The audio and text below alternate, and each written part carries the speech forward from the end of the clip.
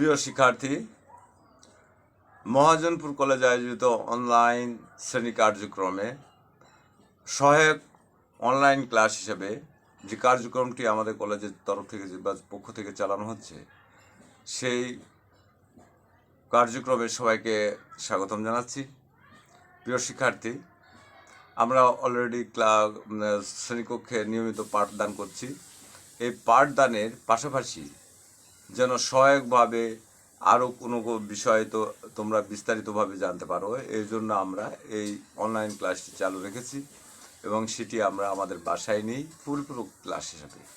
সেই পরিপূরক ক্লাস হিসেবে আমি বিগতেও ক্লাসে যে বিষয়টি নিয়ে আলোচনা করেছিলাম সেটি হচ্ছে কবি সুকান্ত ভট্টাচার্যের 18 বছর বয়স কবিতা সম্পর্কে আলোচনা করতে গিয়ে আমি কবি সুকান্ত ভট্টাচার্যের জীবনী সম্পর্কে আমি একটু আলোচনা করেছিলাম এবং তার কবি মানুষ সম্পর্কে আলোচনা করেছিলাম। সে আলোচনাটি তোমরা বুঝেছো নিশ্চয়। আর আজকে ক্লাসে আমি কবিতাটিতে প্রবেশ করব এবং তোমরা এটা মনোযোগ সহকারে শুনবে এবং বোঝার চেষ্টা করবে। আমি বলেছিলাম যে আমি আবার একটু পুরো পাঠকে ফিরিয়ে নিয়ে আসি, যে আমি বলেছিলাম যে সুকান্ত ভট্টাচার্য তিনি তার আজীবন তিনি স্বল্প সময়ের মতো হলেও 21 বছরের মতো হলেও তিনি বেঁচে থাকলেও তিনি তার এই ক্ষুদ্র পরিসরের যে জীবন, সেই জীবন তিনি যেটা আকাঙ্ক্ষা করেছিলেন সেটা হচ্ছে একটি শোষণমুক্ত একটা মুক্ত সমাজ ব্যবস্থা, এবং এই সমাজ ব্যবস্থায় যেন সবাই সমানভাবে সমান অধিকার নিয়ে, সমান নাগরিকত্ব অধিকার নিয়ে যেন বাঁচতে পারে, মানুষের জন্য কোনো ভেদাভেদ না থাকে, এটাকে তিনি চেয়েছিলেন। এবং তৎকালীন ব্রিটিশ শাসনে বা তৎকালীন ভারতবর্ষে, শুধু তৎকালীন নয়, এখনও এটি প্রাসঙ্গিক, এখনও বর্তমান যুগের ক্ষেত্রেও পৃথিবীর বিভিন্ন জাতি আর ক্ষেত্রেও এটা প্রাসঙ্গিক যে আমরা এখনও বিভিন্ন শ্রেণী বৈষম্যের শিকার হচ্ছি, এবং এই শ্রেণী বৈষম্যের কারণগুলো তিনি উদ্ঘাটন করেছেন এবং সেগুলোর সমাধানের পদ্ধতিও তিনি তার কবিতাতে বা লেখনীতে তিনি প্রকাশ করেছেন। এবং তার বিখ্যাত কাব্যগ্রন্থ হচ্ছে ছাড়পত্র, এটা আমরা সবাই জানি। এবং ছাড়পত্রের প্রত্যেকটি কবিতায় যেন এক একটি মূল্যবান হীরার টুকরো, এবং এটি তোমরা পড়ে আরও উপকৃত হবে বলে আমি আশা রাখি। তো আমরা কবিতাটিতে প্রবেশ করি। কবি এখানে একটি কবিতাটি তিনি নামকরণ করেছেন 18 বছর বয়স। এখন প্রশ্ন আসতে পারে, 18 বছর বয়স অর্থাৎ আমরা যে বেঁচে থাকি যে জীবনকাল, সেই জীবনকালে 18 বলে একটা বয়স আসে, একটা সময় আসে, তিনি সেই সময়টাকে উল্লেখ করেছেন। কিন্তু না, এখানে যে মানুষের আয়ুষ্কাল 18 বছর বয়স, সে 18 বছর বয়স বলতে তিনি এই জীবৎকালকে বোঝাননি। তিনি 18 বছর বয়স বলতে মূলত কতগুলো শক্তি বা কতগুলো ভালো গুণের সমষ্টিকে বুঝিয়েছেন। অর্থাৎ একটি মানুষের মধ্যে সেই ভালো গুণগুলো থাকা উচিত, এবং সেই ভালো গুণগুলো কী কী সেগুলো আমরা কবিতাটি পড়ব তখন আরও বিস্তারিতভাবে বুঝতে পারবো বা আলোচনা করব। এই ভালো গুণগুলো যদি একটি মানুষের ভিতরে থাকে তাহলে সে হচ্ছে 18 বছরের মানুষ।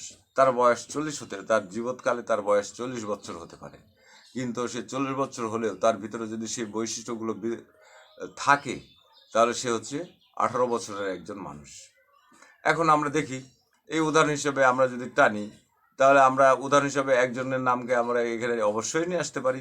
তিনি হচ্ছে রবীন্দ্রনাথ ঠাকুর, বিশ্বকবি রবীন্দ্রনাথ ঠাকুর, মহর্ষি রবীন্দ্রনাথ ঠাকুর। তিনাকে কোন বিশেষণে বিশেষায়িত করলে যে সঠিক হবে, এটি একটি আমাদের কাছে বেশ দ্বন্দ্বের বিষয়।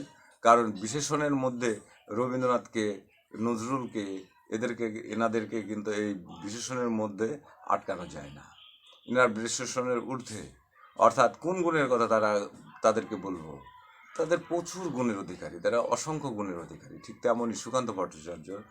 আমরা রবীন্দ্রনাথ সম্পর্কে কথাটা বলতে যাচ্ছিলাম, যে আমরা জানি রবীন্দ্রনাথের একটি বিখ্যাত উপন্যাস আছে, সেটা হচ্ছে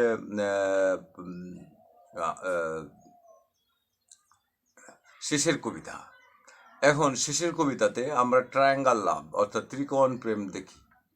তো শেষের কবিতাটি কেউ যদি পড়ে বা তোমরা পড়ে নেবে, এটা নামকরণে অনেকজন হয়তো ভুল করে ভাবতে পারে যে একটা কবিতা, কাব্যগ্রন্থ নয়, কিন্তু এটা একটা উপন্যাস। এখন এই উপন্যাসটা যদি আমরা পড়ি কেউ, তাহলে আমরা বুঝতে পারবো যে এখানে একটি রোমান্টিক প্রেমের ঘটনা উপস্থাপন করেছেন রবীন্দ্রনাথ। তার এই শেষের কবিতা উপন্যাসটি তিনি যখন লেখেন তখন দেখা যাচ্ছে তার বয়স, রবীন্দ্রনাথের বয়স প্রায় 80-র কাছাকাছি। এবং এই 80 বছরের একজন বয়স্ক লোক তিনি শেষের কবিতার মতো একটা রোমান্টিক প্রেম কাহিনী তিনি উপহার দিচ্ছেন আমাদেরকে। তাহলে এটাকে লিখতে গিয়ে তো রবীন্দ্রনাথ ঠাকুরকে তো রোমান্টিক প্রেম এই যে বিষয়টি, এটাকে তার ভিতরে তিনি যা খুঁজে পেয়েছেন বা তার চিন্তা জগতে সেটাকে নিয়ে এসেছেন, তাহলে তার চিন্তা চেতনার জগতে তিনি সেই যে রোমান্টিকতা, অর্থাৎ সেই শক্তি, মানসিক শক্তি, সেই শক্তি একজন 80 বছরের, প্রায় 80 বছরের, আমরা বলি সাধারণত বৃদ্ধ, যে 80 বছরের একটি লোকের কাছে আমরা এই ধরনের রোমান্টিক কাহিনী সাধারণত আশা করি না। কারণ 80 বছরের বয়সের লোকগুলো সাধারণত প্রাচীন চিন্তাভাবনায় দ্বারা আক্রান্ত থাকে সেই সময়, জীবনের শেষ পর্ব, তখন সবাই তাদের ভবিষ্যৎ সম্পর্কে, অর্থাৎ পরবর্তী জীবন সম্পর্কে তারা ভাবে। কিন্তু রবীন্দ্রনাথ ঠাকুর 80 বছর বয়সে একটি রোমান্টিক প্রেম কাহিনী সবাইকে উপহার দিচ্ছেন। তাহলে এটা বোঝা যাচ্ছে যে বয়সের দিক থেকে রবীন্দ্রনাথের 80 বছর বয়স হতে পারে বা 80-র কাছাকাছি হতে পারে, কিন্তু মনের দিক থেকে তিনি 18 বছরের শক্তির অধিকারী। অর্থাৎ 18 বছর বয়সে যে বৈশিষ্ট্যগুলো, সে বৈশিষ্ট্যগুলো তার ভিতরে ছিল এবং তিনি 18 বছর বয়সী একজন যুবক।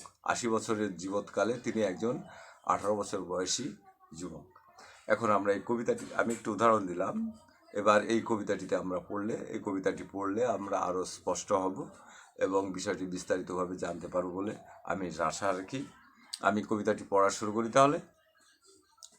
18 বছর বয়স কি দুঃসহ, স্পর্ধায় নেই মাথা তোলবার ঝুঁকি।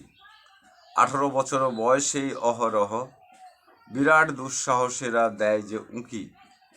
18 বছর বয়সেই নেই ভয়, পদাঘাতে চায় ভাঙতে পাথর বাঁধা, এ বয়সে কেউ মাথা নোয়াবার নয়। 18 বছর বয়স জানে না কাঁদা, এ বয়স জানে রক্তদানের পূর্ণ, বাষ্পের বেগে স্টিমারের মতো চলে, প্রাণ দেওয়া নেওয়া ঝুলিটা থাকে না শূন্য, সঁপে আত্মাকে শপথের কোলাহলে।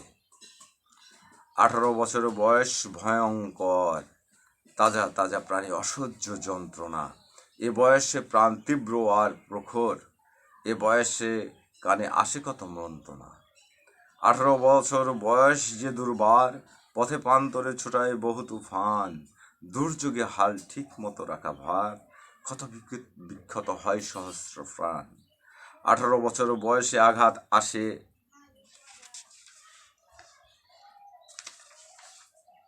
অবিশ্রান্ত, একে একে হয় জড়ো, এ বয়স কালো লক্ষ্য দীর্ঘশ্বাসে, এ বয়স কাঁপে বেদনায় থর থর। তবু 18 শুনেছি জয়ের ধ্বনি, এ বয়স বাঁচে দুর্যোগ আর ঝড়ে। বিপদের মুখে এ বয়স অগ্রণী, এ বয়স তবু নতুন কিছু তো করে। এ বয়স যেন ভীরু কাপুরুষের নয়, পথ চলতে এ বয়স যায় না থেমে। এ বয়স তাই নেই, এই বয়সে তাই নেই কোনো সংশয়, এদেশের বুকে 18 আসুক নেমে। প্রিয় শিক্ষার্থী, আমি সমস্ত কবিতাটি পড়লাম এবং পূর্ণাঙ্গ রূপে কবিতাটি পড়লাম। এবার আমরা ব্যাখ্যাতে আসি। আমরা কবিতাটি পড়ে বুঝতে পেরেছি নিশ্চয়ই কিছু, এবার আমরা ব্যাখ্যাতে করলে বিষয়টি আরও স্পষ্ট হয়ে উঠবে আমাদের কাছে। তোমরা দেখবে যে প্রথমে আছে 18 বছর বয়স কি দুঃসহ, স্পর্ধায় নেয় মাথা তোলবার ঝুঁকি। অর্থাৎ এই 18 বছর বয়সটি একটি অসহ্য, দুঃসহ, সহন করা যায় না। দুঃসহ শব্দের অর্থ যা সহন বা সহ্য করা যায় না। এখন এই বয়সে কি হয়, স্পর্ধায় নেয় মাথা তোলবার ঝুঁকি। স্পর্ধা মানে ভিতরে একটা স্পৃহা, একটা ক্ষমতা, এই ক্ষমতা মাথা তোলবার ঝুঁকি নেয়। অর্থাৎ 18 বছর বয়সটা কোনো ভয় করে না কাউকে, সে মাথা তুলে বাঁচতে চায়। এটা একটি 18 বছরের বৈশিষ্ট্য। অর্থাৎ মাথা তোলবার ঝুঁকি, স্পর্ধায় সে মাথা নত করে না, সে পর্দায় সবসময় মাথা উঁচু করে থাকতে চায়। এ বয়সের এটি একটি বৈশিষ্ট্য। আবার বলছে 18 বছর বয়সেই অহরহ বিরাট দুঃসাহসেরা দেয় যে উঁকি। আর দুঃসাহস যেটা, সাহসের আরও বিশেষায়িত করছে সাহস শব্দটিকে বিশেষায়িত করছে দুঃসাহস দিয়ে। অর্থাৎ এমন একটি সাহস, সে সাহস সাধারণত সবার ভিতরে পাওয়া যায় না। এই সাহসটা এমনকি এই সাহসটা মৃত্যুকে পর্যন্ত বরণ করে নিতে পারে। সেই সাহসকে বলা হয় দুঃসাহস। অর্থাৎ 18 বছর বয়সের আরেকটি বৈশিষ্ট্য হচ্ছে দুঃসাহসিকতা। স্পর্ধা একটা বৈশিষ্ট্য, দুঃসাহসিকতা একটা বৈশিষ্ট্য। 18 বছর বয়সের নেই ভয়, পদাঘাতে চায় ভাঙতে পাথর বাঁধা। এই বয়সটাই কোনো ভয় থাকে, নির্ভয় বয়স। অর্থাৎ স্পর্ধা, দুঃসাহস, তারপর হচ্ছে নির্ভয়, এই বয়সের বৈশিষ্ট্য। স্পর্ধা, দুঃসাহসিকতা, নির্ভয়তা, এগুলো হচ্ছে এই বয়সের বৈশিষ্ট্য। এই বয়সে কেউ মাথা নোয়াবার নয়। 18 বছর বয়স যার নাই কাঁদা। অর্থাৎ এই বয়সে কেউ মাথা নিচু করে না কারোর কাছে। এই অর্থে মাথা নিচু করা মানে হচ্ছে নিজেকে অন্যের কাছে হীন করা, ছোট করা, কারোর কাছে ভয়ে মাথা নত করা। এটা এ বয়সে কেউ করে না, বা এই বয়স যাদের ভিতর থাকবে তারা কারোর কাছে মাথা নত করবে না, বা তার দুঃখ যন্ত্রণার জন্য সে কাঁদবে না। তাহলে স্পর্ধা, দুঃসাহসিকতা, নির্ভয়তা, আর একটা কি হচ্ছে অকাঁদা, মানে কাঁদতে জানে না। এ বয়সে জানে রক্তদানের পূর্ণ, অর্থাৎ রক্ত দেওয়াটা এ বয়সের একটা বৈশিষ্ট্য। বাষ্পের বেগে স্টিমারের মতো চলে, বাষ্প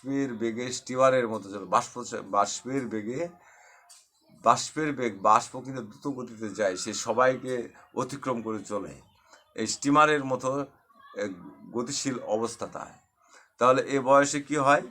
রক্তদানের পূর্ণ। তাই এই বয়সের অধিকারী তারা জানে যে রক্ত দেওয়াটা একটা ভালো কাজ, অর্থাৎ রক্তদানটা একটা ভালো কাজ। কিন্তু যাদের ভিতরে দেখা যাচ্ছে অপোজিট বা বিপরীত শক্তি হচ্ছে কি, যে রক্ত দেওয়া থেকে বিরত থাকা। অর্থাৎ রক্ত দেওয়া মানে কি, আমি এমন একটি কাজ করতে যাচ্ছি যে কাজ করতে গেলে আমার মৃত্যু ঘটতে পারে।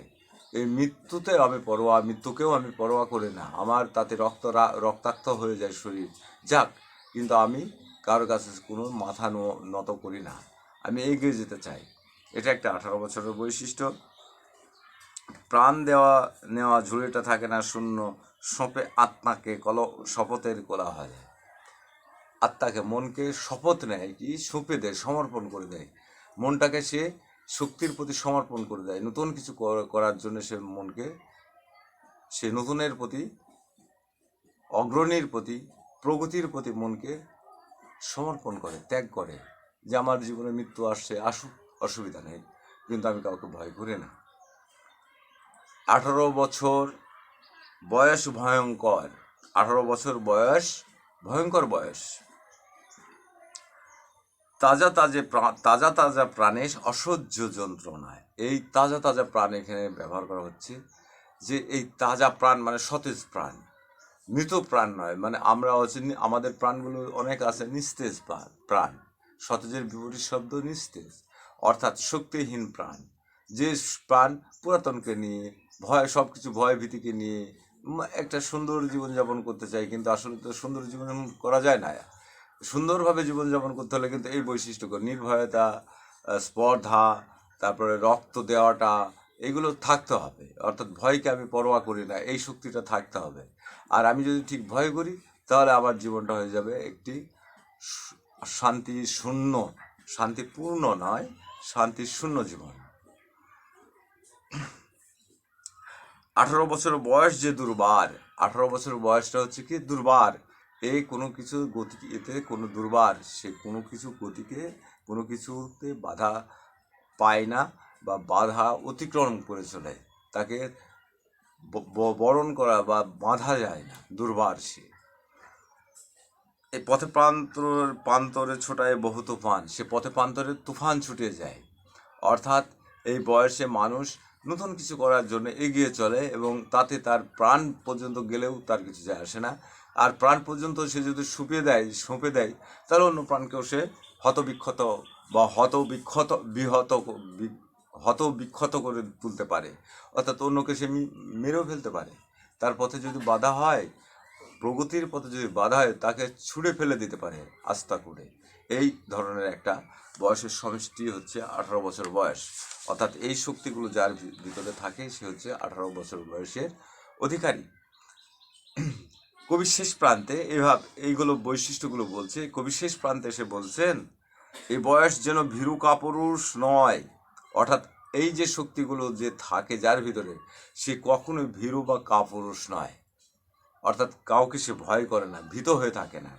পথ চলতে এ বয়স যায় না থেমে। অর্থাৎ এই বয়সের গতিহীনতা নয়, আছে গতিশীলতা। অর্থাৎ সে কাউকে ভয় করে না, সে প্রগতির গতিতে সে সামনের দিকে এগিয়ে যায়। এই বয়সে তাই নেই কোনো সংশয়, তাই এই বয়সে কোনো দ্বন্দ্ব থাকে না। এটা করব কি করব না, ভয় লাগছে, এটা আমার প্রাণ হয়ে ক্ষতবিক্ষত হতে পারে, এটা আমার ক্ষতি হতে পারে, আমার জীবনকে দুঃখে পরিপূর্ণ করতে পারে। এগুলো এই সংশয় এই জীবনে বা এই বয়সে থাকে না। কবি শেষে একটা গুরুত্বপূর্ণ কথা বলছেন, দেশের বুকে 18 আসুক নেমে। অর্থাৎ আমাদের এই ভারতবর্ষের বুকে 18 বছর এই যে বয়সটার দারুণ অভাব, এই অভাবটি সবার মধ্যে, এই অভাবটি পূরণ হোক। এই সবার মধ্যে 18 বছরের এই শক্তিগুলো জেগে উঠুক। তাহলে কেউ আমাদেরকে আর পদানত করে রাখতে পারবে না, কেউ আমাদেরকে শোষণ করতে পারবে না, অন্যায়ভাবে শাসন করতে পারবে না। আমরা এগুলোকে সব জীবন, যেহেতু আমরা জীবনকে দিতে আমরা আগ্রহী, সুতরাং আমাদেরকে কেউ পদানত করে রাখতে পারবে না। অর্থাৎ কবি আকাঙ্ক্ষা করছেন শেষে যে এদেশের প্রত্যেকটা মানুষের জীবনে 18 এই বৈশিষ্ট্যগুলো নেমে আসুক। আমাদের দেশে এই 18 বছরের এই বৈশিষ্ট্য দারুণ দারুণ দারুণ অভাব। এটা 18 বছর একজন যুবকের মধ্যেও এটা অভাব, তাহলে সে হচ্ছে 60 বছরের একজন বৃদ্ধ। 18 বছর, 19 বছর, 11 বছর, 12 বছর, 25 বছর, 40 বছর, 100 বছরের লোকের মধ্যে যদি এই শক্তিগুলো না থাকে, তাহলে সে বৃদ্ধ। তার জীবদ্দশায় বয়স তার হতে পারে 18, কিন্তু সে আসলে 18 বছরের নয়। 18 বছর হতে হলে তার এই সকল বৈশিষ্ট্যগুলো থাকতে হবে এবং তাকে সামনের দিকে এগিয়ে যেতে হবে। এটাই কবি বোঝাতে চেয়েছেন। তোমরা বুঝেছো নিশ্চয়। আমরা আজকে ক্লাস এই পর্যন্ত রাখছি, শেষ করছি। আগামী ক্লাসে তোমাদেরকে আবার আমন্ত্রণ জানিয়ে আমি শেষ করছি। সবাই সুস্থ থাকো, ভালো থেকো, নিয়মিত পড়াশোনা করো এবং নিয়মিত কলেজে ক্লাস করো আমাদের কলেজে এসে। এবং কলেজে ক্লাসের বাইরে যদি কোনো সমস্যা হয় সেগুলো আমাদের যে টিচার্স কমন রুম আছে সেখানে আমাদেরকে জিজ্ঞাসা করতে পারো, অথবা এই অনলাইনে যে ভিডিওগুলো আমাদের আপলোড দেওয়া আছে ইউটিউবে, সেগুলো তোমরা আমাদের প্রত্যেকটা টিচারের নামে সার্চ দিয়ে তোমরা বের করে নিয়ে এই ক্লাসগুলো তোমরা সহায়ক বা পরিপূরক ক্লাস হিসেবে গ্রহণ করতে পারো। এই বলে আমি আমার বক্তব্য শেষ করছি। ধন্যবাদ।